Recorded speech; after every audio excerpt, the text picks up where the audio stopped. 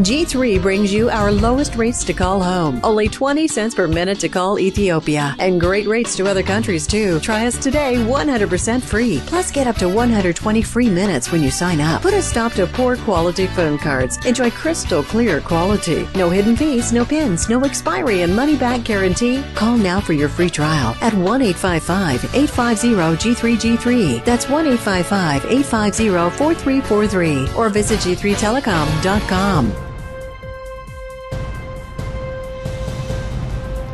ሰማያዊ ፓርቲ በማንኛውም መልኩ ሰልፉን ለማካሄድ መወሰኑን አስታወቀ። የፌደራል መንግስት የባህር ዳር ጊዮን ሆቴል በአስቸኳይ እንዲመለስ ትዕዛዝ መስጠቱ ታወቀ። የመንግስት ባለስልጣናት በበጎ ነገር ምሳሌ የሚሆንን መሪ አተናል አሉ። ሰላም ጤና ይስጥልን የተከበራችሁ ተመልካቾቻችንና አድማጮቻችን በመከታተል ላይ ያላችሁት የኢትዮጵያ ሳተላይት ቴሌቪዥን ስርጭትን ነው። አሁን የዜና ክፍለ ጊዜ ነው። ከዕለቱ ዜና ጋር ገሊላ መኮንን ነኝ። ሰማያዊ ፓርቲ በማንኛውም መልኩ ሰልፉን ለማካሄድ መወሰኑን አስታወቀ። የፓርቲው ሊቀመንበር ኢንጂነር ይልቃል ጌትነት ትናንት ለኢሳት ሬዲዮ እንደገለጹት የፓርቲው አመራሮች የፍቃድ ደብዳቤ ለማስገባት ወደ አዲስ አበባ ማዘጋጃ ቤት የሰላማዊ ሰልፍና የህዝባዊ ስብሰባ ማስታወቂያ ቢሮ ቢሄዱም ኃላፊዎቹ ደብዳቤውን ለመቀበል ፍቃደኛ አልሆኑም። ፓርቲው ዛሬ ባወጣው መግለጫ ጉዳዩ የሚመለከታቸው የቢሮ ኃላፊ ደብዳቤ አልቀበልም በማለታቸው የፓርቲው አመራሮች ጉዳዩ ይመለከታቸዋል የተባሉ ከከንቲባው ጽፈት ቤት ኃላፊ እስከ ካቢኔ ጉዳዮች ምክትል ኃላፊ ድረስ ላሉ ሰዎች ለመስጠት ቢሞክሩም ደብዳቤ እንዳንቀበል ከበላይ ታዘናል የሚል መልስ እንዳገኙ ገልጸዋል። ከፓርቲው በኩል 3 ሰዎች ከማዘጋጃ ቤቱም እንዲሁ 3 ሰዎች በተገኙበት ደብዳቤውን ለሰላማዊ ሰልፍና ለህዝባዊ ስብሰባ ማስታወቂያ ቢሮ ኃላፊ ጠረጴዛ ላይ ማስቀመጣቸውን መግለጫው አመልክቷል። ፓርቲው አክሎም ሰልፉን ለማድረግ እስካሁኑ ሰዓት ድረስ በህግ በኩል የጎደለ አንድም ቅንጣት ነገር ባለመኖሩ ሰልፉ በታቀደው ቦታና ሰዓት የሚካሄድ መሆኑን አስታውቋል። አምነስቲ ኢንተርናሽናል በኢትዮጵያ ውስጥ የሚታየው አፈና ቀጥሏል አለ። ለሰብአዊ መብቶች መከበር በመሟገት ዓለም አቀፍ ዕውቅና ያለው አምነስቲ ኢንተርናሽናል ይፋ ባደረገው የዚህ ዓመት ሪፖርት መንግስት ሐሳብን በነጻነት የመግለጽ መብት ማፈኑን፣ የነጻውን ሚዲያ፣ የፖለቲካ ድርጅቶችንና የሲቪክ ማህበራት እንቅስቃሴዎችን መግታቱን ገልጿል። ሰላማዊ ተቃውሞ ማድረግ ተከልክሏል። ያለ ፍርድ ቤት ትዕዛዝ ሰዎችን ማሰር፣ ማሰቃየትና በእስር ቤቶች ውስጥ ሰቆቃዎችን መፈጸም ቀጥሏል ያለው አምነስቲ ዜጎችን በኃይል ከመኖሪያ ቀያቸው የማፈናቀሉ እንቅስቃሴ መጨመሩን አመልክቷል። በርካታ ጋዜጠኞች መንግስትን በመተቸታቸው የፖሊሲ ማሻሻልና ለውጥ እንዲደረግ በመጠየቃቸው በሽብርተኝነት ተከሰው የብዙ አመታት እስር ተፈርዶባቸዋል። በመንግስት በኩል ለፍርድ ቤት የሚቀርቡት ማስረጃዎች ሲታዩ ተከሳሾች ሐሳብን በነጻነት የመግለጽና የመሰብሰብ መብታቸውን ተጠቅመው ያደረጉት እንጂ በሽብርተኝነት የሚያስከስሳቸው አለመሆኑን አምነስቲ ኢንተርናሽናል አስታውቋል። ድርጅቱ በፍትህ ጋዜጣ በሙስሊም የድምጻችን ይሰማ መሪዎችና ደጋፊዎች እንዲሁ በተለያዩ የሰብአዊ መብት ተሟጋቾች ላይ መንግስት እየወሰደ ያለውን ህገወጥ እርምጃም ተንትኗል። በቁጥጥር ስር የዋሉ ዜጎች በዱላ፣ በቦክስ፣ በጥፊ እንደሚመቱ፣ እጃቸው ከግድግዳ ጋር ወይም ከጣራ ላይ ታስሮ እንደሚደበደቡ፣ እንቅልፍ እንዳያገኙ ለየብቻቸው እንዲታሰሩ፣ በኤሌክትሪክ እንዲጠበሱ፣ ውሃ ውስጥ እንዲዘፈቁ፣ በብልታቸው ላይ ከባድ ዕቃ እንደሚንጠለጠልባቸው፣ ተገደው የራሳቸው ያልሆነውን ቃል የራሳቸው እንደሆነ አድርገው እንዲፈርሙ፣ እንዲሁም አንዱ እስረኛ ሌላውን እንዲደበድብ እንደሚደረግ አምነስቲ በሪፖርቱ ጠቅሷል። የመንግስት የጸጥታ ኃይሎች በተለያዩ የአገሪቱ ክፍሎች ሰዎችን ያለ ፍርድ ቤት ትዕዛዝ እንደሚገድሉ በአፋር፣ በአማራ፣ በጋምቤላ፣ በሶማሌና በሌሎችም ክልሎች የተፈጸሙ ግድያዎችን በዋቢነት አንስቷል። በቤኒሻንጉል ጉሙዝ፣ በአፋር፣ በደቡብ አካባቢዎችም ዜጎች በሰፈራ ስም እንደሚፈናቀሉ አምነስቲ በሪፖርቱ ማጠቃለያ ላይ ጠቅሷል። በጉዳዩ ዙሪያ የአምነስቲ ኢንተርናሽናል የአፍሪካ ምክትል ዳይሬክተር ሚስ ሉሲ ፍሪማን ከኢሳት ጋር ባደረጉት ቃለ ምልልስ የኢትዮጵያ መንግስት ሰብአዊ መብቶችን መጣስ መቀጠሉን ገልጸዋል። የዘንድሮም ሪፖርት ከአምናው ጋር ሲነጻጸር ችግሮች እየተባባሱ መሄዳቸውን የሚያመለክት እንጂ መሻሻል እንዳልታየበት ሚስ ፍሪማን ገልጸዋል።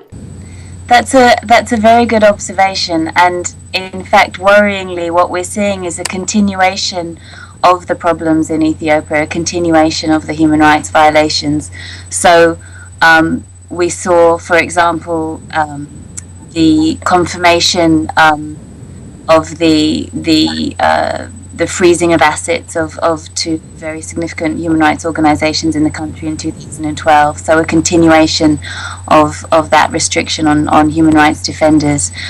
We saw the continuation to arrest journalists and to keep them in prison. And we see that again continuing into 2013 with the confirmation of sentences of Iskender. So unfortunately, we're not seeing advances in human rights. አምነስቲ ኢንተርናሽናል በኢትዮጵያ ውስጥ እየተፈጸመ ያለውን የሰብአዊ መብት ጥሰት በአፍሪካና በተባበሩት መንግስታት ድርጅት ደረጃ እያቀረበ እንደሚገኝ ሚስ ፍሪማን ገልጸዋል። The mechanisms that we engage with at the UN level, at the African Commission level, and individual countries do take our reports into consideration when they're looking at the situation in Ethiopia. The African Commission has expressed their concern about the situation in Ethiopia. And so we hope that will continue, and we very much urge the international community to take more action. One of the key findings of our annual report on a global level this year, and our key call, was that human rights are for people everywhere in every corner of the world, and it's not enough for the international community just to sit back and to say, well, that's across someone else's borders, so therefore the human rights of those people are not our concern. የፌደራል መንግስት የባህር ዳር ጊዮን ሆቴል በአስቸኳይ እንዲመለስ ትዕዛዝ መስጠቱ ታወቀ። ለጉዳዩ ቅርበት ያላቸው ወገኖች ለኢሳት እንደገለጹት የፌደራሉ መንግስት ለአማራ ክልል ኪራይ ቤቶች ኤጀንሲ ባስተላለፈው ትዕዛዝ የሆቴሉ ኪራይ ተሰልቶ አስፈላጊው ርክክብ እንዲደረግ አዟል። የክልሉ የኪራይ ቤቶች ኤጀንሲም ለባለሀብቶቹ በጻፈው ደብዳቤ ሆቴሉን እስከ ሰኔ 30 ቀን 2005 ዓ.ም አስፈላጊውን ኪራይ ከፍለው እንዲያስረክቡ ማዘዙ ታውቋል። ባለሀብቶቹ ለወደፊቱ የመረጡት ቦታ ላይ መሬት እንደሚሰጣቸው ቃል እንደተገባላቸው ለማወቅ ተችሏል። የዛሬ 21 ዓመት ህዋት ኢህአዴግ አዲስ አበባን ከመቆጣጠሩ በፊት ለህዋት ወኪል በመሆን ከፍተኛ አስተዋጽኦ በማድረጋቸው የሚታወቁት በባህር ዳር ከተማ ነዋሪ የሆኑት የአቶ መለስ ዜናዊ የቅርብ ዘመድ አቶ ወልዱ የህዝብ ንብረት የሆነውን ጊዮን ሆቴልን በ5000 ብር ኪራይ እንዲሰሩበት በገጸ በረከት እንደተሰጣቸው መዘገቡ ይታወሳል። አቶ ወልዱ በልጃቸው በአቶ ብስራት ወልዱ ዋና አስተዳዳሪነት ሆቴሉን ሲሰሩበትና ከፍተኛ ገቢ ሲሰበስቡበት ከቆዩ በኋላ ህዝቡ ጊዮን ሆቴልን የሚያክል በስፋቱና በጥራቱ ተወዳዳሪ የሌለውን ሆቴል እንዴት መንግስት በ5000 ብር ያከራያል በማለት ተቃውሞ ሲያሰማ መቆየቱን ተከትሎ የፌደራል የኪራይ ቤቶች ድርጅት የክልሉ መንግስት ቤቶች ኤጀንሲ ሆቴሉን እንዲረከብ ለአማራ ክልል ቤቶች አስተዳደር አምና ደብዳቤ መጻፉን መዘገባችን ይታወሳል። ይሁን እንጂ አቶ በረከትና በአቶ አዲሱ ጣልቃ ገብነት የሆቴሉ ባለቤቶች ሆቴሉን እንደያዙ እንዲቆዩ ተደርጎ ነበር። ልዩ ትዕዛዝ ካልመጣ በስተቀር የሆቴሉ ርክክብ እንደሚፈጸም ምንጮቻችን ገልጸዋል። በጉዳዩ ዙሪያ የሆቴሉን ባለቤቶች ለማነጋገር ሙከራ ብናደርግም አልተሳካም። የመንግስት ባለስልጣናት በበጎ ነገር ምሳሌ የሚሆነን መሪ አተናል አሉ። ዛሬ በባህር ዳር ከተማ በኩሪፍቱ መናፈሻ በከፍተኛ ጥበቃ በተካሄደው የፌደራልና የክልሎች የሲቪል ሰርቪስ የቢሮ አመራሮች ግምገማ ተሰብሳቢዎቹ በበጎ የምናነሳው ምሳሌ የሚሆን መሪ አተናል፣ ኢህአዴግና ሲቪል ሰርቪሱ ሆድና ጀርባ ሆኗል በማለት ተናግረዋል። በመንግስት የሚወጡ መመሪያዎች ያለ ሰራተኛው ፍቃድ ተግባራዊ እንደሚሆኑ የገለጹት ተሰብሳቢዎች ሲቪል ሰርቪስ የፓርቲ አገልጋይ በመሆን ትክክለኛ አገልግሎት መስጠት አልቻለም በማለት ተናግረዋል። ተገዶ አባል እንዲሆን የሚጠየቀው ሰራተኛ አባል ለመሆን ፈቃደኛ ካልሆነ የባላንስ ስኮር ካርድ በሚል ሰበብ ውጤቱ ይቀነስበታል በማለት ተሰብሳቢዎች ተናግረዋል። አባላትን ሰራተኛው ለማባረር መሸሸጊያ ያደረገው ነው በማለት ተናግረዋል። በጉዳዩ ዙሪያ ያነጋገርናቸው የአማራ ክልል የሲቪል ሰርቪስ ቢሮ ህዝብ ግንኙነት ኃላፊ አቶ በልስቲ በዛሬው ውይይት በሲቪል ሰርቪስ ድክመቶችና ጥንካሬዎች ዙሪያ እንዲሁም የልማት ሰራዊትን በመገንባት ዙሪያ መወያየታቸውን ለኢሳት ተናግረዋል። ኦኬ የስብሰባው ዋነኛው ዓላማ የፌደራልና የክልሎች የጋራ መድረክ ነው። ፌደራል ሲቪል ሰርቪስ ሚኒስቴርና የክልሎች የጋራ ምክክር መድረክ ነው። በዋነኛነት ትኩረት ያደረገው በ9 ወር እቅድ አፈጻጸም ግምገማ ላይ ነው ትኩረት ያደረገው። በእነዚህ ግምገማ መሰረት በዋነኛነት ትኩረት ያደረጉት የሲቪል ሰርቪስ የልማት ሰራዊት ግንባታ፣ የውጤት ተኮር ስራ አፈጻጸም ምዘና አፈጻጸሙ ምን እንደሚመስል ነው በዋነኛነት ትኩረት የሚያደርገው። የዛሬው ውለው የፌደራል ሲቪል ሰርቪስ ሚኒስቴር የ9 ወር እቅድ አፈጻጸም ሪፖርት ቀርቦ ውይይት ተካሂዶበታል። ስብሰባውን የመሩት የሲቪል ሰርቪስ ሚኒስቴር ሚኒስትር ዴኤታ ዶክተር ምስራቅ ናቸው።